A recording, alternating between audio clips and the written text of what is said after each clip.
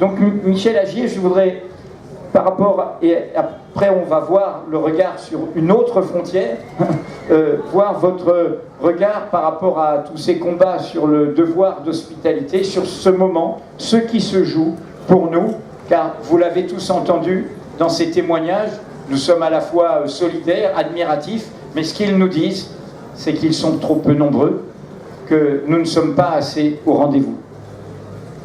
Merci, bonsoir.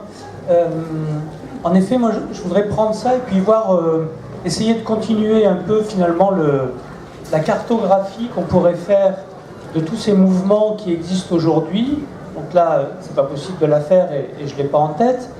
Mais bien évidemment, on peut ajouter ce qui se fait par exemple en France, toujours dans le Pays Basque, dans ce village de Baïgouri, où de la même façon on a accueilli des migrants soudanais et la vie du village s'en est trouvée transformée.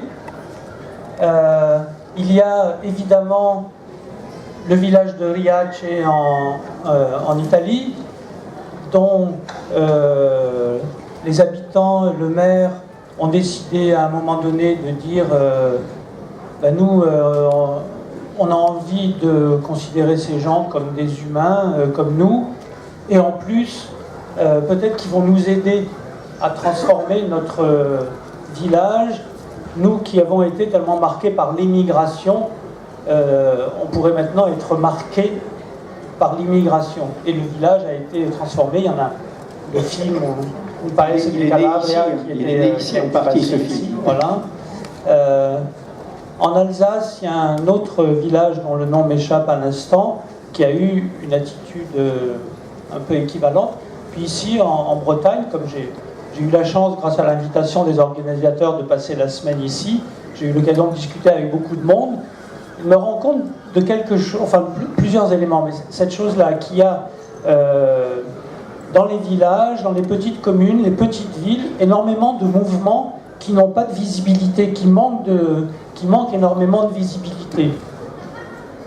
Alors, moi, ça me fait penser par rapport à d'autres intellectuels, d'autres chercheurs, des philosophes ou des hommes politiques qui disent qu'aujourd'hui c'est la fin de l'hospitalité. Moi, je leur dis, mais non, regardez bien, c'est le retour de l'hospitalité. Parce que l'hospitalité est une vieille histoire, et je ne vais pas vous faire l'anthropologie et l'histoire de l'hospitalité, ça me prendrait beaucoup de temps. C'est quelque chose que les Grecs ont connu, que l'Afrique a considérablement connu et connaît encore. Il y a des systèmes sociaux dans lesquels la forme de l'hospitalité privée occupe une place importante. Et puis il y a nos sociétés modernes occidentales qui ont finalement transformé cette hospitalité privée, personnelle, chez soi, accueillir des gens chez soi, en une forme d'accueil, d'asile, de plus en plus institutionnalisé, jusqu'à ce qu'on ne voit plus l'hospitalité. C'est quelque chose qui a disparu un petit peu de notre environnement. Et là, au moment où on s'aperçoit, avec toute cette indignation, que nos États européens n'accueillent plus, et que ça ne correspond plus à cette éthique humaine, humaniste, que de nombreuses personnes ont, à ce moment-là, la société répond et reprend l'initiative. Et pour moi, c'est ça qui est en train de se passer en ce moment. Je parlais de cartographie, il y a un réseau qui est proche de Migre-Europe, qui a fait déjà la cartographie de 1000 initiatives et associations qui se sont formées depuis 2 ans en France. Voilà, c'est ça, sursaut citoyen. Et moi, je trouve que ça pour un chercheur en sciences sociales, et comme pour nous tous qui voulons réfléchir en même temps à ce qui est en train de se faire, je pense que c'est là-dessus qu'il faut appuyer. Et je pense qu'il y a un écart de plus en plus net entre la société et l'État. Alors, le problème, c'est quel est l'État ? Quel est cet État qui fait cette séparation, finalement, avec ce qu'exprime la société dans tous ces petits mouvements ? C'est une autre affaire. Je pense que le fait que nos États-nations et la globalisation rend ces États-nations de plus en plus crispés fait que la différence s'accentue entre l'État et la société.